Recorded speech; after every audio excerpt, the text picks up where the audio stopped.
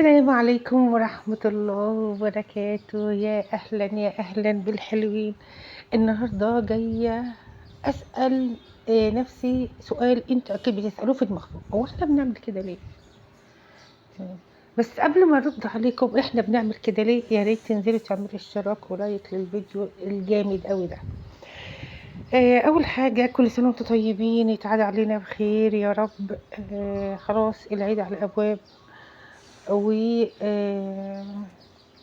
المفروض بإذن الله بإذن الله بإذن الله كده بعد العيد هنعمل برضو فيديوهات قوية، بس يعني من حق الناس تسأل. طيب، أنا هقول لكم أول حاجة.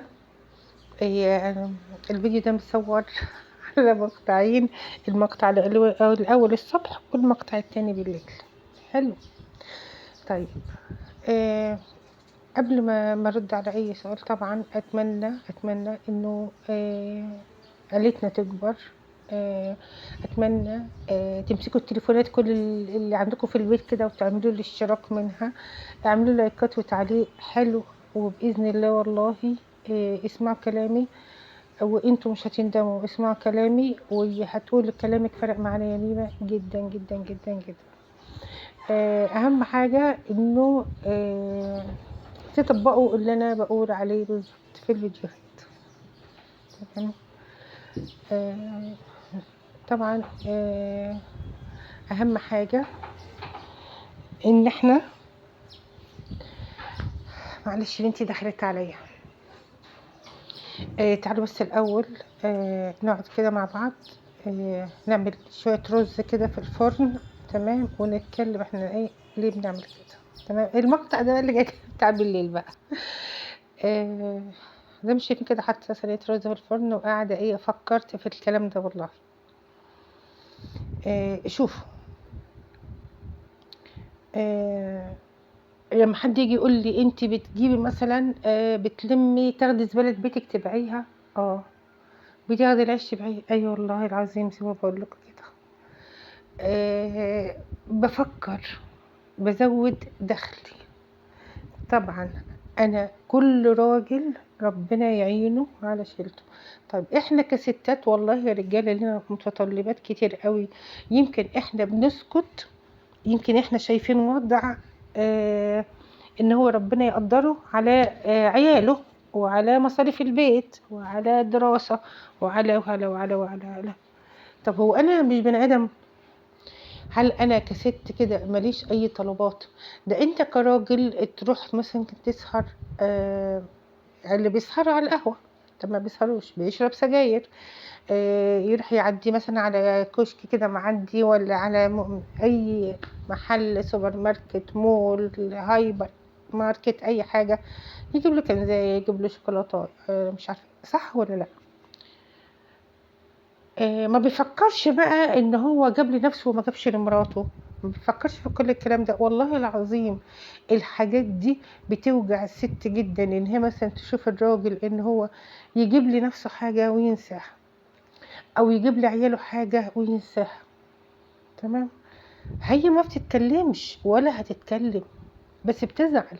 طيب هنقعدوا كده؟ لا، احنا مش هنحرم نفسنا تاني. احنا كستات ما نحرمش نفسنا تاني. طبعا الستات اللي يعني بسم الله ما شاء الله الدنيا حلوة معاهم وحالتهم المادية كويسة جدا، يبقى ربنا يبارك لهم والدنيا زي الفل معاهم خلاص.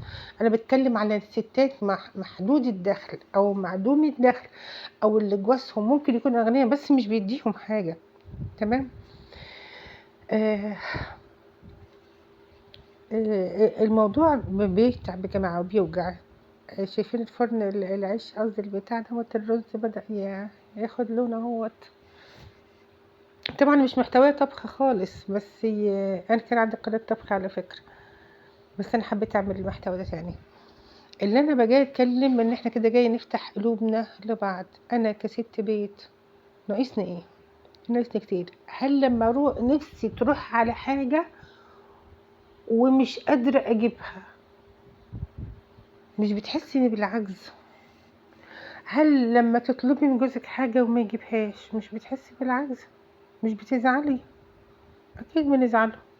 طيب هنسكت؟ لا مش هنسكت، ولا هنكتف ايدينا ولا هنحط راسنا في الرمل زي النعام، لا. عايزين نظبط نفسنا، عايزين نشوف سبحان الله يعني حلنا ايه المشكلة ان حاجات ببقى برميها في الزبالة واستفاد بفلوسها. دي شطارة، دي شطارة، دي بسم الله ما شاء الله، كده تفكير عميق لمتطلباتنا. احنا بنعمل تدوير للحاجات دي عن طريق اي الناس اللي بتشتري الحاجات دي. ببيع كذا وبستغل اي فرصة تجيب لي قرش بالحلال، ما انا مش بسرق، تمام. انا بجيب قرش بالحلال بتعبي بمجهودي طول النهار، بفكر اجيب كذا واعمل كذا واخلي كذا. اتمنى من الناس اللي بتتفرج على فيديوهاتي تحط الموضوع ده في اعتبارهم. احنا بنخفف عليكم يا رجاله، احنا بنراضي نفسنا، بندلع نفسنا بطريقتنا، بتعبنا بشقانا. اعتقد ان دي حاجه كويسه، والمفروض يعني الكل يشوف الفيديوهات يشجعنا على كده. والست اللي مش مقتنعه بكلامي، اقتنع بكلامي يا حبيبتي عشان يجيلك دخل، اقتنع بكلامي عشان تعرفي تحققي اللي نفسك فيه. طبعا انا اتمنى، هو الفيديو ده خفيف قوي كده، واتمنى انه ينال على اعجابكم. ما تنسونوش يا حبايبي في اللايك، في الاشتراك. خشوا كده على تليفونات البيت واعملوا اشتراك. داخل علينا العيد، مش عارفه انتوا صايمين ولا مش صايمين، احنا صايمين الحمد لله. نظفت البيت ولا لسه؟ يلا قومي يا شطوره انت وهي، وبعد ما تخلصي تنظيف البيت هاتي لنفسك حاجه راضي نفسك بيها على تعبك وشقاكي، ما تستنيش حد يجيب لك، هاتي لنفسك. وهقول لكم مع السلامه، والسلام عليكم ورحمه الله وبركاته. طبعا الجزء ده الصف الفيديو ده كنت الغريب والله. ما تنسوش يا جماعه، ابقى اكتبوا في التعليقات عملتوا ايه.